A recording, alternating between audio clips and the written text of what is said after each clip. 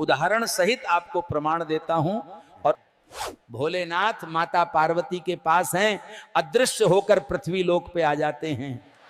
भोलेनाथ ने एक वृद्ध कोढ़ का रूप धारण करके गंगा नदी के पास थोड़ी दूरी पर बैठ गए और वो गंगा नदी के किनारे जहां से लोग गंगा स्नान के लिए जा रहे हैं उस रास्ते पर बैठ गए।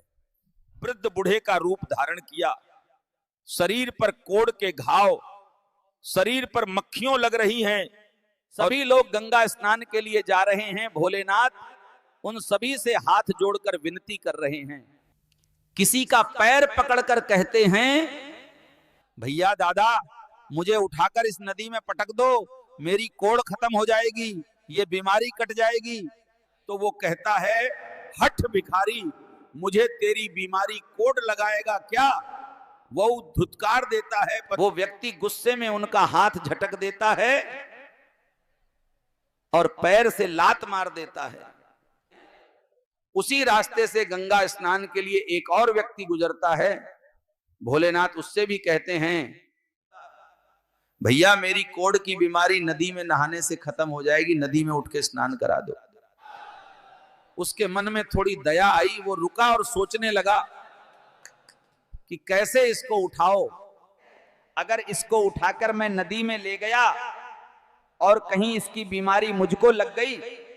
उस व्यक्ति ने भी उस बूढ़े के रूप में भोलेनाथ की मदद नहीं करी और आगे चल दिया। ये सारा दृश्य और लीला माता पार्वती सब देख रही थी और समझ रही थी। ऐसे ही भोलेनाथ ने सब लोगों से विनती करी, साधु संत और आम लोगों से जो गंगा स्नान पर जा रहे थे, सबसे कहा हाथ जोड़कर कि मुझे यहां से उठाकर नदी में पटक दे, मेरी ये बीमारी कट जाएगी, मेरे सारे पाप धुल जाएंगे और मुझे मुक्ति मिलेगी।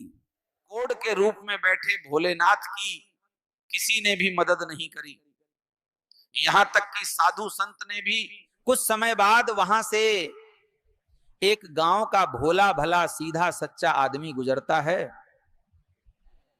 वो जिंदगी में पहली बार गंगा स्नान करने गया था। गंगा घाट पर कुर्ता पजामा पहने हुए, पीछे हाथ में फटा झोला लटकाए हुए, अपनी मस्ती में मस्त वो मस्त चला आ रहा है।